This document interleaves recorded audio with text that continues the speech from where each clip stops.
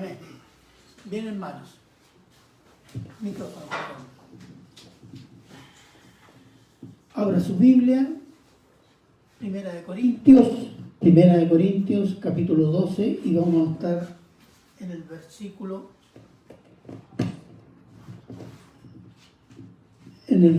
10 y el versículo 11. Y este sería la cuarta parte, la cuarta predicación sobre los dones. Y van a ser más partes porque es bastante largo el tema. Y lo quiero ampliar, incluso pasando a los dones que están en Romanos 12:6. Y ver la diferencia, que es lo que aparece en Romanos, porque algunos que aparecen en Romanos no aparecen en Corintios y así viceversa. Entonces, el título son los dones espirituales que vienen de Dios, cuarta parte, y hoy día veremos características de los dones y la fuente de los dones. Versículo 10. Y a otros hacer milagros, y a otros profecías, y a otros discernimiento de espíritus, y a otros diversos géneros de lengua, y a otros interpretación de lengua. Pero todas estas cosas las hacen uno y el mismo Espíritu, repartiendo a cada uno en particular como Él quiere. Oremos. Padre bueno, eterno y misericordioso Señor, damos gracias, Señor, por este tiempo y por esta palabra. Pedimos y rogamos por misericordia que usted nos done el perdón de los pecados, libre nuestro corazón y nuestra mente de todo tropiezo para poder amar, entender y obedecer esta palabra. Se lo agradecemos en Cristo Jesús. Amén. Y vamos a continuar donde quedamos la otra vez cuando fue transmitido por online. Versículo 10, y vamos a comenzar. Y a otro profecías. Ya habíamos hablado de los dones de milagro, y después sigue a otro profecía. Este es un don muy ambicionado. ¿Sabían ustedes? Como el de milagros, sanidades, todos quieren hacer eso. Entonces, ¿en qué consistía en ese tiempo el don de profecía? El don de profecía en la iglesia a los inicios tenía el propósito principal de proclamar la palabra revelada. Y esta era en ese tiempo el Antiguo Testamento. El Nuevo Testamento se estaba escribiendo, por decirlo así. Y lo que se conocía de las enseñanzas de los apóstoles, la doctrina de los apóstoles. Entonces se hacían recitar versículos. Hoy día tenemos versículos, en ese tiempo no había. Y ese era un don que se le entregaba a algún hermano. Dios lo entregaba a algún hermano de la iglesia. Entonces llegaba un momento del culto, el hermano decía: tengo palabra, y hacía una cita. Entonces, ¿cuál era el propósito? El propósito era el conocimiento de la voluntad de Dios. Acuérdense que en ese tiempo no tenían todas las Biblias que tenemos nosotros. El que tenía un manuscrito eran los ricos. Y lo que era la doctrina de los apóstoles recién se estaba escribiendo, explicando. Entonces, ese rol lo cumplían los hermanos que tenían ese don. Y eso edificaba a los hermanos.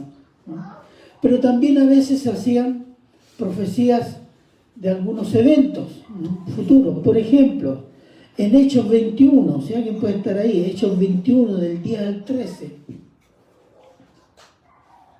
Amén. ¿Qué dice? Y permaneciendo nosotros allí algunos días, descendió de Judea un profeta llamado Agabo, quien viniendo a vernos tomó el cinto de Pablo y atándose los pies y las manos dijo: esto dice el Espíritu Santo, así atarán los judíos en Jerusalén al varón de quien es este cinto, y le entregarán en manos de los gentiles. Al oír esto, le rogamos nosotros y los de aquel lugar que no subiese a Jerusalén. Ahí hay una profecía que está dirigida a una persona y es bien delimitada. A esta persona le va a suceder esto en Jerusalén. Pero en general no andaban profetizando diciendo: oye, te vas a enfermar, no. O tenés que casarte con este. Al apóstol Pablo o se le dio una advertencia, o simplemente se le avisó que lo que le esperaba en Jerusalén. Dios lo quiso hacer así y usó a Agabo. Entonces muchos dicen: esta es la profecía del Nuevo Testamento. No. Son circunstancias que el Señor usa. ¿Para qué? Para bendecir a su siervo, en este caso al apóstol Pablo. Entonces, ese era el propósito de la profecía, entendiendo de que la palabra profecía, el sentido es proclamar. Yo proclamo algo que me viene de Dios. Ese es el profeta. Entonces, a medida que el Nuevo Testamento, la doctrina de los apóstoles, se fue escribiendo, se fue conociendo, incluso traduciendo, los hermanos ya podían tener una carta del apóstol Pablo, podían tener un evangelio de los primeros que se escribieron. Entonces, si había una carta, se leía eso. La lectura bíblica era fundamental. Primero, porque no todos tenían una Biblia como tenemos hoy día, y no todos sabían leer y escribir. Leer y escribir era casi un privilegio en ese tiempo. Entonces, el predicador en ese sentido, el profeta en ese sentido, era importante. No solo debía saber leer, en este caso cuando ya tenía algún texto, sino saberlo proclamar. Entonces, es lo que se llama proclamador o profeta de la revelación ya revelada. Se llama proclamación por reiteración. Está reiterando lo ya revelado. No está haciendo anuncios nuevos. En ese sentido es profeta. En el sentido de que reitera la revelación. Y después está la profecía futura. Y déjeme decirle algo. Si ustedes ven atentamente los profetas, los 4 profetas y los profetas menores, etc., ¿qué es lo que ven ahí? Todos los profetas llaman a Israel a volver a Jehová, a volver a la ley. Israel abandona la idolatría. Israel obedece a Jehová. Es un llamado casi constante de los profetas. Y entre medio hay profecías futuras.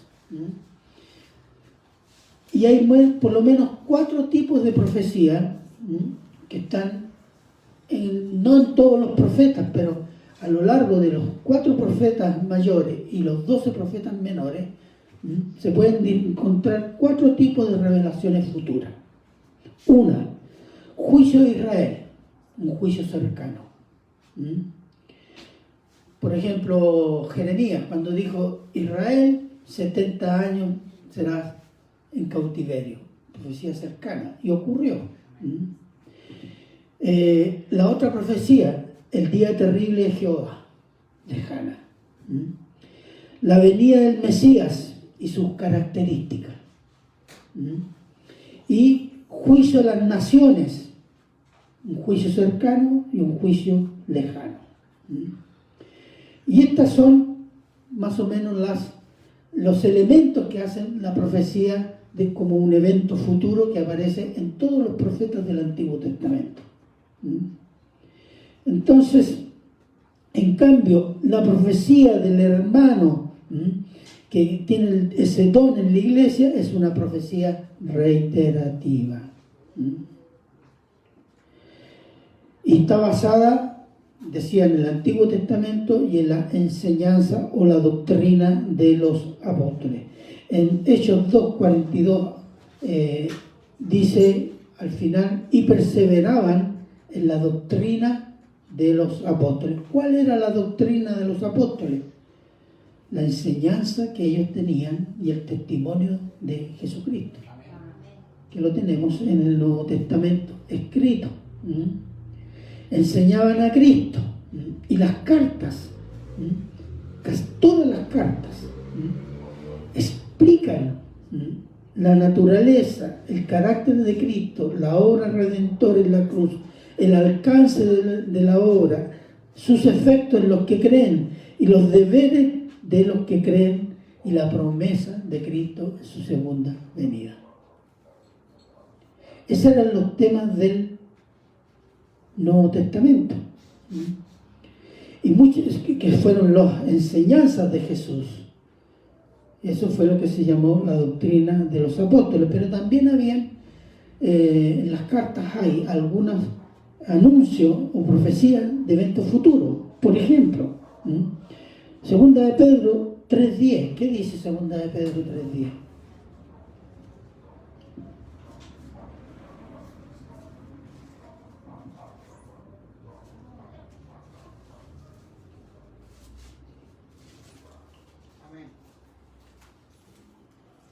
¿Qué dice? Pero el día del Señor vendrá como ladrón en la noche, en el cual los cielos pasarán con gran estruendo, y los elementos ardiendo serán deshechos, y la tierra y las obras que en ella hay serán quemadas. Eso es nuevo. Eso no aparece, por lo menos en esos términos, en el Antiguo Testamento. Y es muy explícito. O sea, esto va a arder por fuego, dice. Hay otra profecía del apóstol Pablo en 2 Timoteo 3, del 1 al 5. Se las leo. Dice, también debes saber esto, que en los postreros días vendrán tiempos peligrosos, porque habrá hombres amadores de sí mismos, ávaros, vanagloriosos, soberbios, blasfemos, desobedientes a sus padres, ingratos, impíos, sin afecto natural, implacables, calumniadores, intemperantes, crueles, aborrecedores de lo bueno, traidores, impetuosos, infatuados, amadores de los deleites más que de Dios, que tendrán apariencia de piedad, pero negarán la eficacia de ella. A estos evita. Esto es futuro. Futuro en ese momento, porque se comenzó a vivir ya de ese momento. Toda la época después de la muerte y resurrección de Cristo, la venida, su muerte, resurrección y ascensión, es el inicio de los tiempos finales, donde el carácter de los hombres será un carácter demoníaco. Otra en 2 de Tesalonicenses, capítulo 2, del 1 al 12, si alguien lo puede leer, que tenga buena letra. Segunda de Tesalonicenses, capítulo 2, del 1 al 12.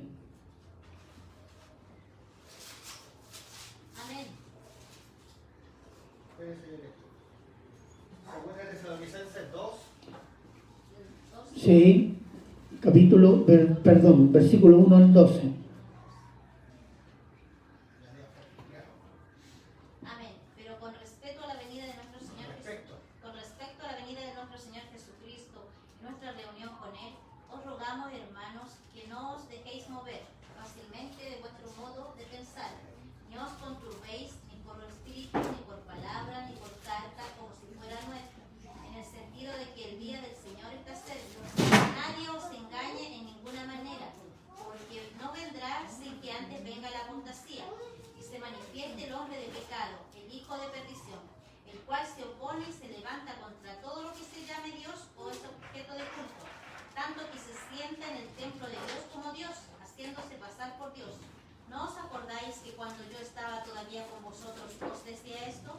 Y ahora vosotros sabéis lo que detiene a fin de que a su debido tiempo se manifieste, porque ya está en acción el misterio de la iniquidad, solo que hay quien al presente lo detiene hasta que él a su vez sea quitado del medio. Y entonces se manifestará aquel inicuo a quien el Señor matará con el espíritu de su boca y destruirá con el resplandor de su venida. Inicuo cuyo advenimiento es por obra de Satanás, con gran poder y señales y prodigios, mentirosos y con todo engaño de iniquidad para los que se pierden, porque cuando no recibieron el amor de la verdad para ser salvos, por esto Dios les envía un poder engañoso para que crean la mentira, a fin de que sean condenados todos los que no creyeron a la verdad, sino que se complacieron en la injusticia. Exactamente. Se fija, esa es una profecía futura y da los tiempos y los modos de la aparición del anticristo. Y es el momento, al final del gobierno del anticristo, aparece la gloriosa presencia de nuestro Señor Jesucristo. Esto es nuevo, no está revelado en esos términos en el Antiguo Testamento. Eso es revelación futura. Y tenemos en 1 Corintios 15, 51 al 55,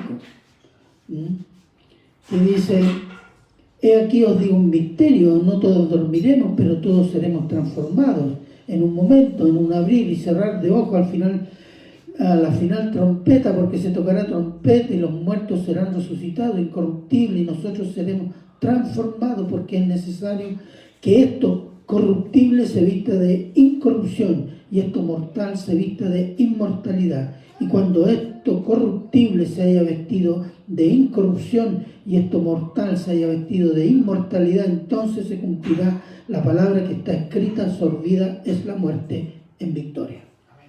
Está hablando del rapto, que aparece en Primera de Tesalonicenses también. ¿Se fijan? Y esto es nuevo. Esta es una revelación que no aparece en el Antiguo Testamento. Pero se fija, ¿qué es lo que hay en las cartas? Explicación de la obra de Cristo, del carácter de Cristo, los efectos de la obra de Cristo. Y de repente aparecen estas revelaciones futuras. Entonces, porque tenemos en el Nuevo Testamento un texto, un libro eminentemente profético. ¿Cuál es? Apocalipsis, que sería el libro de la revelación ¿de qué? De la gloria de Cristo. Nosotros tenemos en los 4 evangelios tenemos la humillación de Cristo por el pecado, y en Apocalipsis tenemos la gloria de Cristo como juez y como rey, como Señor de señores. Y les leo el Apocalipsis 1:19, que dice: escribe un libro, escribe lo que has visto, lo que es y lo que ha de venir. ¿Qué es lo que has visto? ¿Qué es lo que vio el apóstol Juan? La gloria de Cristo. Cuando la vio se cayó desmayado. ¿Qué es lo que es? Las cartas a las 7 iglesias, que representan las 7 características de la iglesia a lo largo de todos los tiempos hasta el rapto. Y después de eso, lo que ha de venir. Y Juan es llevado al cielo a ver la adoración ante el trono celestial.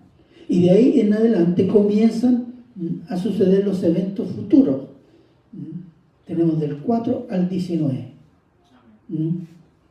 Entonces,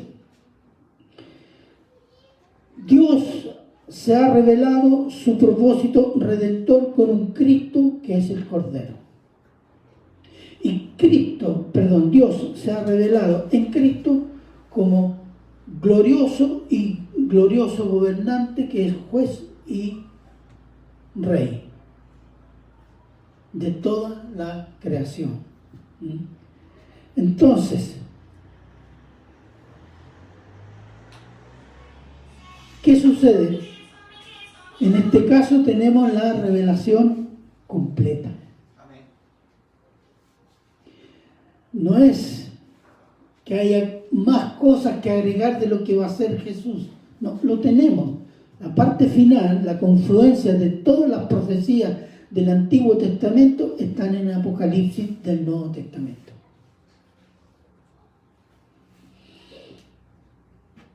Entonces, si esa es la revelación está completa, veamos por un momento Hebreos 1, del 1 al 4. Hebreos 1, del 1 al 4. Amén. Dice Dios, habiendo hablado muchas veces y de muchas maneras en otro tiempo a los padres por los profetas, en estos postreros días nos ha hablado por el Hijo, a quien constituyó el heredero de todo y por quien asimismo hizo el universo, el cual siendo el resplandor de su gloria y la imagen misma de su sustancia, y quien sustenta todas las cosas con la palabra de su poder, habiendo efectuado la purificación de nuestros pecados por medio de sí mismo, se sentó a la diestra de la majestad de las alturas, hecho tanto superior a los ángeles, cuanto heredó más excelente nombre que ellos. Sí, dice, los padres recibieron revelación por los profetas, ¿cierto? Hoy día nosotros estamos recibiendo la revelación por medio de Cristo. Cristo es el rey de los profetas. Después de él no puede venir algo superior, porque él es lo superior. Amén. Incluso más, en Apocalipsis 19:10 dice, cuando Juan se quiere arrodillar ante el ángel, le dice, no lo haga. Yo soy un consiervo contigo. Y con los que aman a Jesús, sirven a Jesús, adora a Dios. Jesús es el testimonio de Jesús es el espíritu de la profecía. Y eso es para toda la Biblia. Cuando dice el espíritu, que Jesús es el espíritu de la profecía, significa que es la esencia, el motivo, la razón y el fin de la profecía. Gloria a Dios, amén. No pueden haber profecías sueltas. Cuando andan profecías sueltas no vienen de Dios. Entonces, si es así, si entendemos así la Biblia, entonces no necesitamos profetas que nos anuncien lo que va a venir. Lo que necesitamos son profetas, predicadores, profetas que reiteran lo ya revelado y que son fieles a lo ya revelado. Lucas 16:16.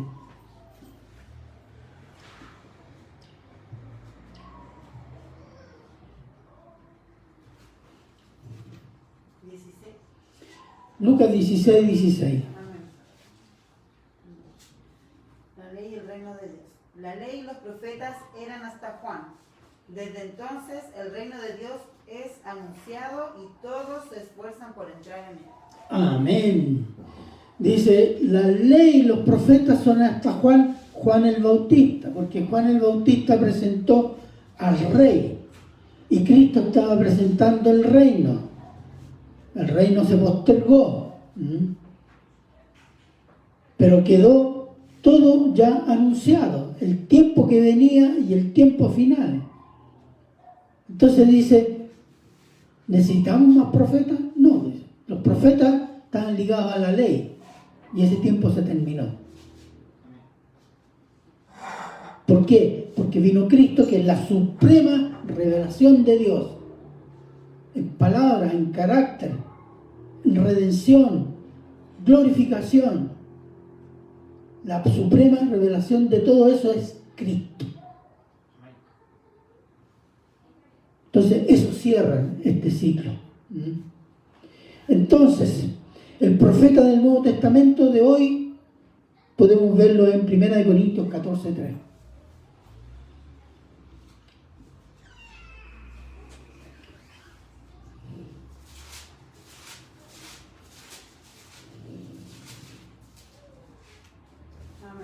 ¿Qué dice? Pero el que profetiza habla a los hombres para edificación, exhortación y consolación. Amén. Amén. Este es el profeta del Nuevo Testamento, hermano. El que profetiza predica para edificación, en el carácter de Cristo. Exhortación, llamado a someterse a los mandatos de Cristo y a su santidad. Consolación, arrepentimiento, perdón, confesión de pecados, etc. No dice que el que profetiza tiene que anunciar cosas futuras, ¿no? Porque eso ya lo tenemos, ¿no? Por medio de Cristo, y esto ha quedado escrito en la Biblia y particularmente en el Nuevo Testamento. Bien, a otro, discernimiento de espíritu, ¿no? Discernimiento. ¿Qué significa discernir? Pensar. Cuando pensamos, ¿qué hacemos? Distinguimos. Esto es rojo y esto es amarillo. Distinguimos, discriminamos. Prefiero esto es bueno y esto es malo. Eso se llama discriminar, hermano. Si entendemos lo que es bueno y entendemos lo que es malo, nosotros discriminamos. Discernimos. Ese es el sentido. Entonces dice discernimiento de espíritu. No significa que capta ahí, por ahí viene un espíritu, veo unas cosas raras, una nube, no sé, vi una sombra y un espíritu malo por acá. No. Y se refiere a personas que traen doctrinas, pensamientos espirituales que son contrarios a Dios. Por ejemplo, personas que predican o enseñan falsedades satánicas con vocabulario bíblico y con actitud amorosa. ¿Se ha fijado que nosotros somos muy impresionables? Pero mira cómo habla y pronuncia y mira y me envuelve. Pero está diciendo pura herejía. ¿Ah? Y mira la pinta, ¿no? Claro, tiene una corbata azul incluso. No. Claro. Y nos dice otras cosas de la Biblia y es bíblico además. Pero el hermano que tiene discernimiento de espíritu, no, eso no está correcto. Eso no es de Dios. O también el hermano puede distinguir una persona cuando comienza a hablar que llega, que esta es una revista que quiere tomar poder o tener un puesto en la iglesia e imponer sus propias enseñanzas personales. Fíjense que esas personas son tan necesarias en la iglesia, son los guardianes que Dios pone para proteger a los hermanos y a la iglesia y advertirles, no, esto no es correcto, hermano. Pero a veces, ¿qué dicen los hermanos? No, tú no tenés compasión, no tenés misericordia. ¿Cómo se te ocurre decir eso al hermano? Pero es un don muy necesario en este tiempo. Hermano, es urgente que en toda iglesia haya hermanos que tengan este discernimiento y adviertan. No necesariamente puede ser el pastor, puede ser otro hermano. Y advierte a la iglesia, advierte al pastor, en fin. Porque hoy día la iglesia está bajo ataque, con falsas doctrinas, falsas actitudes, etc. Entonces es un don urgentísimo. Mire, veamos Hechos 5, del 1 al 5.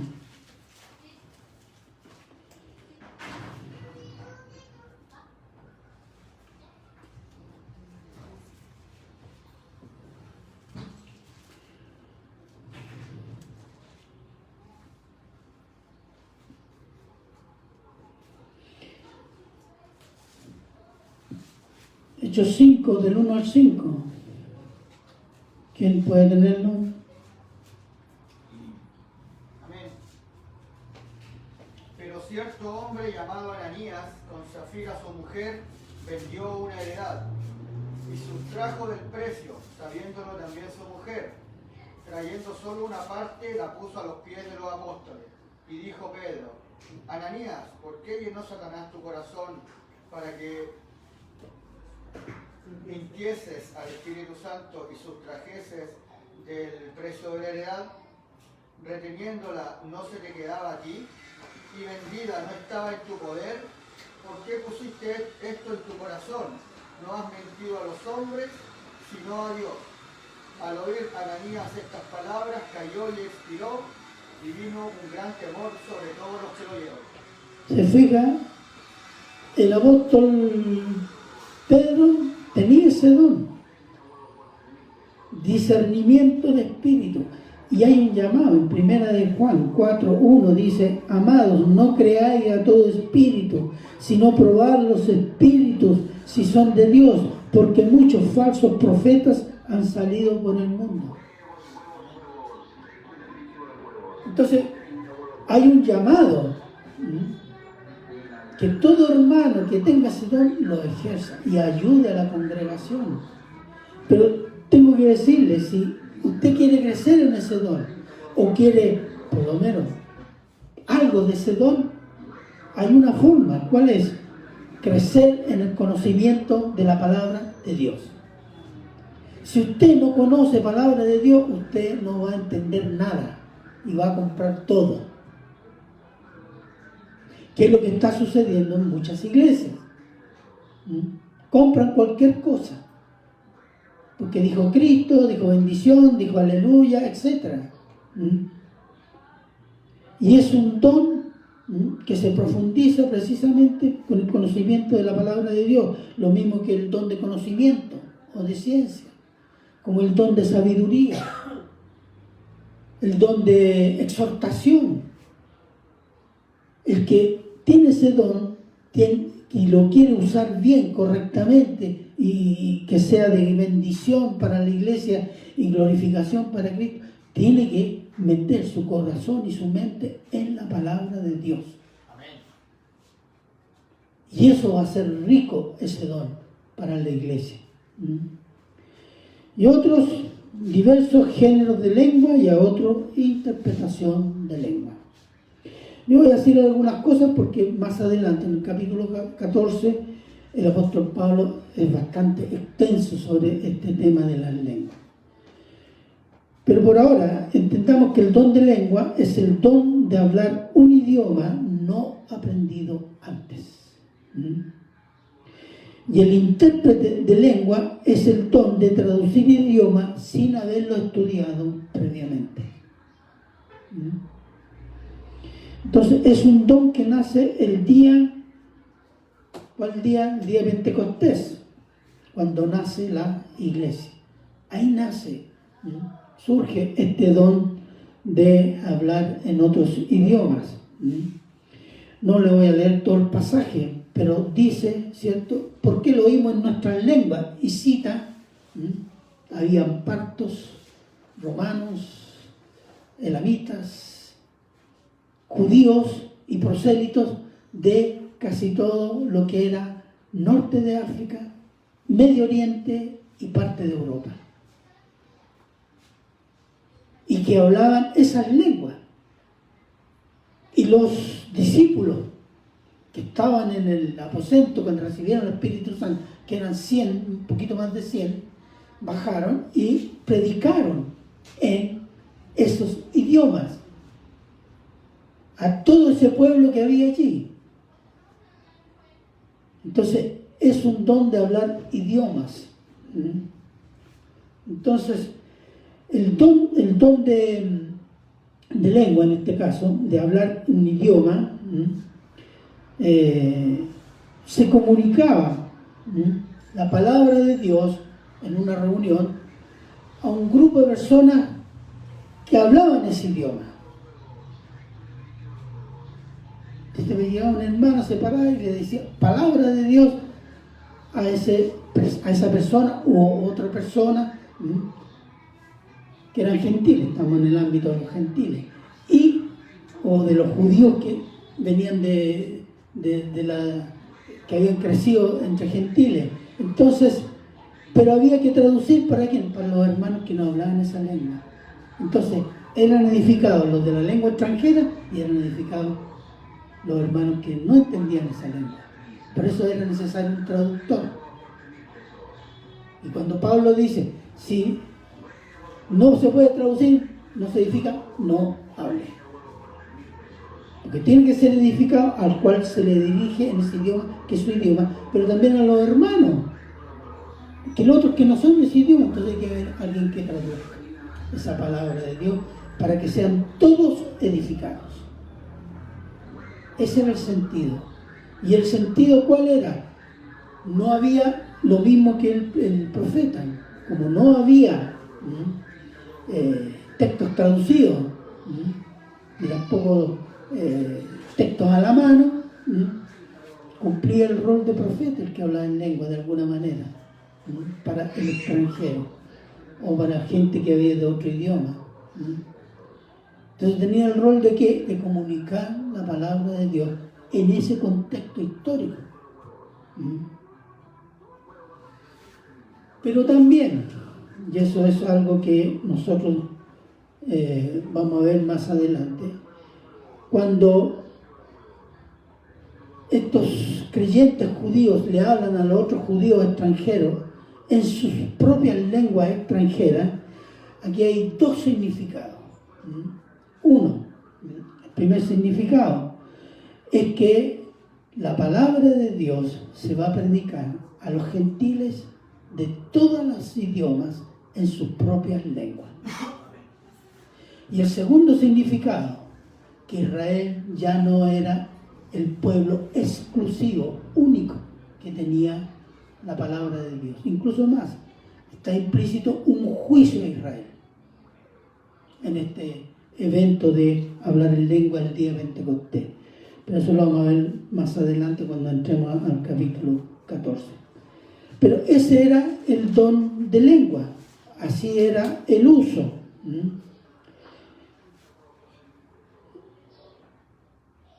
Y a medida que el Evangelio creció en medio de los habitantes y poblaciones y naciones gentiles, y se fueron traduciendo, se fueron escribiendo y traduciendo las enseñanzas de los apóstoles, este don de lengua comenzó a desaparecer. Porque ya hacia finales del primer siglo circulaban varias copias de algunos evangelios. Y los pastores con sus equipos se dedicaban a copiarlos y mandarlos a las iglesias. Las cartas lo mismo. Se hacían circulares. En fin, entonces ya se comenzó a tener un texto. Incluso algunos comenzaron a traducirla. Entonces, este don de lengua tan necesario al inicio comenzó a desaparecer, ya no era necesario. Por eso se le llama un don temporal. Como el don de sanidad y el don de milagro. Cuando ya cumplieron su propósito, desaparecieron sin mayor problema. Y la iglesia del segundo siglo, o los primeros padres que vinieron después de los apóstoles, jamás cuestionaron esto, que hay que hablar en lengua, que hay que hacer milagros. No. Ellos entendieron perfectamente que ya no era necesario eso. Entonces, cumplió su rol. La polémica está en Corinto. Fíjese que este tema no aparece en las otras cartas dirigidas a la otra iglesia, porque el problema estaba centrado ¿dónde? En Corinto. Y hoy día, desde 1904, por ahí, comenzó a surgir este problema de nuevo, refiriéndose solo a Corinto, a la iglesia de Corinto. ¿Por qué nos referimos, no sé, qué tal se hablaba en lengua en la iglesia de Tesalónica, o en la iglesia de Roma, o en la iglesia de Gálata? ¿Por qué no se habla de eso ahí? Porque eso no era problema. No era problema, no era, tal vez ni siquiera porque lo hacían correctamente, simplemente no lo hacían. Pero en Corinto fue un problema. Bueno, versículo 11. Tengan paciencia, hermano, que quiero terminar esto para la próxima vez pasar a la fuente de los dones. 2:11, 12:11, dice: pero todas estas cosas las hace uno y el mismo Espíritu, repartiendo a cada uno en particular como Él quiere. Fíjese, si usted lee 1 Corintios, capítulo 12, del 4 al 11, ¿cuál es la palabra que se repite más? Y a otros el mismo Espíritu, y a otros el mismo Espíritu, y a otros el Espíritu. Espíritu se repite 6 veces. Y eso deja claro que la fuente de los dones es el Espíritu Santo. El Espíritu Santo. Y el Espíritu Santo da dones ¿a quién? Al creyente. Eso es lo segundo. La fuente, el Espíritu para los creyentes. Y la tercera, que Él da como Él quiere. Porque hay gente, me gustaría tener ese don a mí, el de enseñar, el de hablar en lengua, de profetizar, de tener visiones. No. El Espíritu Santo da el don que quiere. ¿Cuál es el criterio del Espíritu Santo? Yo se lo voy a decir. No lo sabemos. No lo sabemos. Así como usted no sabe por qué usted fue elegida para ser salva o ser salvo, ¿qué criterio se dio? Su misericordia. Amén. Soberanamente somos salvos. Amén. Gloria a Dios. Y asimismo el Espíritu Santo soberanamente decide qué don ponerle. Y usted tiene que estar contento y agradecido de tener ese don y poder exaltar al Señor y bendecir a los hermanos y gozarse y practicarlo.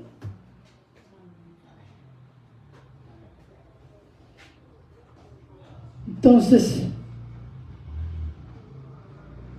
¿el tema cuál es? Practicar el don para bendecir a los hermanos y glorificar a Cristo. ¿Estamos glorificando a Cristo? Si Cristo no es glorificado con el don que nos regala el Espíritu Santo, ¿qué estamos haciendo? Estamos pecando, hermano. Porque no estamos haciendo algo para lo cual ya se nos regaló el don. Y si no lo estamos practicando, por cualquier razón que sea, estamos pecando. Porque Cristo no es glorificado y nuestro mandato ¿cuál es? Glorifica a Cristo. Con obediencia, sumisión y practicando los dones. Los dones son atributos de Cristo vencedor. Cristo venció el pecado y venció la muerte. Hebreos 2:14, por favor.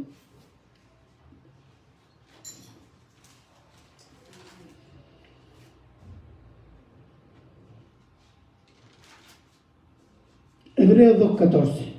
Amén.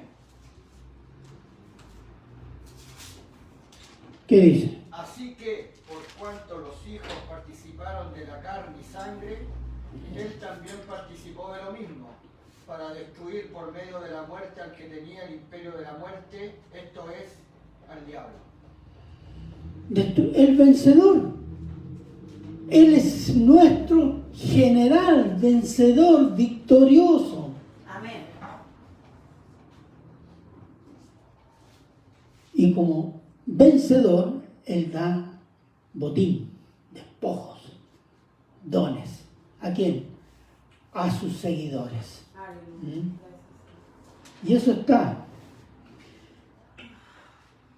Cristo está en el cielo y da dones por medio de el Espíritu Santo que está en la tierra, que vive ¿dónde? En el creyente, hermano.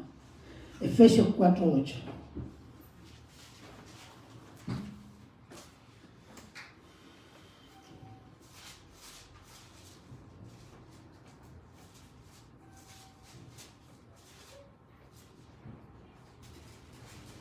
Efesios 4:8, ¿qué dice? Amén. Por lo cual dice, subiendo a lo alto, llevó cautiva la cautividad y dio dones a los hombres. Y más adelante dice, algunos Él los hizo profetas, apóstoles, evangelistas, pastores y maestros. Esos son dones para la iglesia. Pero también los dones que da el Espíritu Santo, ¿de dónde los toma? De Cristo. Los toma de Cristo. ¿Para qué? Para formar el cuerpo de Cristo. Porque la iglesia es de Cristo. La iglesia tiene su base en la obra y persona de Cristo. Y se tiene que expresarse al mundo con los dones de Cristo, los atributos de Cristo, que da el Espíritu Santo. Mira lo que dice Juan 16:14.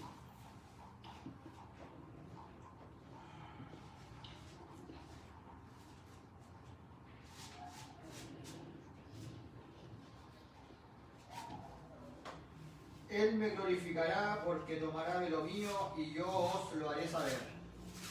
Tomará de lo mío. ¿Qué va a tomar de Cristo el Espíritu Santo?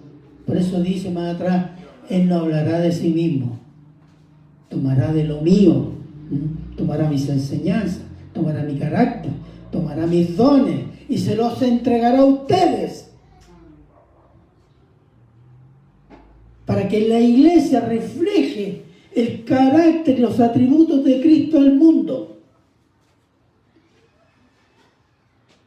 Por eso, hermanos, cuando no se entiende eso, decir que el don de salmista, el don de cantante, el don de danzador, el don es carne, es satánico, porque destruye el carácter de Cristo en la iglesia y comunica al mundo una idea equivocada, falsa de Cristo.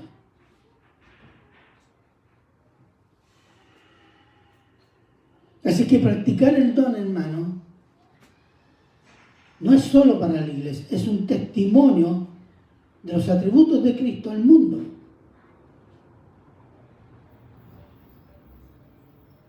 Y nosotros hemos sido negligentes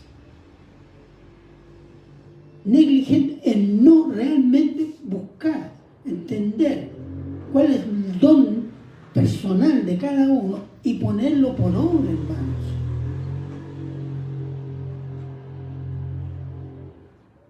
Nosotros no somos buenos para orar por eso, pero somos muy buenos para rogar por bendiciones.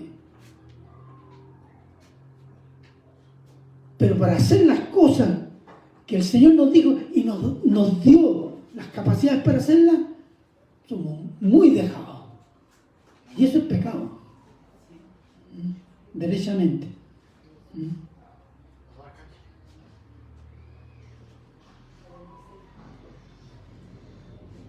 Yo quiero cerrar acá y llamándolo a cada uno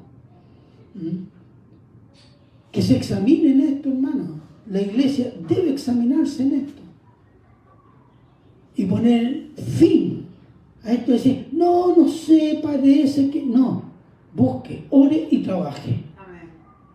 Y cuando él le dice eso, practíquelo ese don, porque es necesario para crecer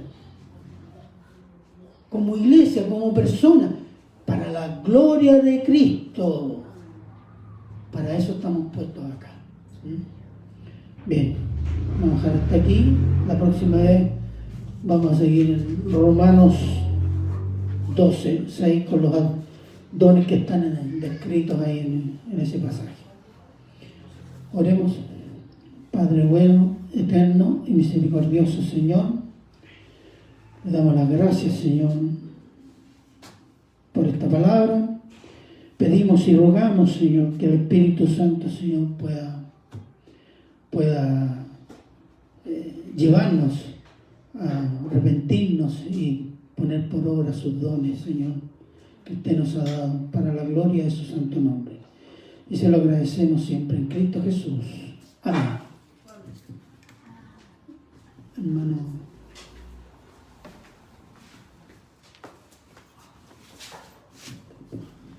Amén. Toda la gloria es de nuestro Señor. Vamos a pasar a la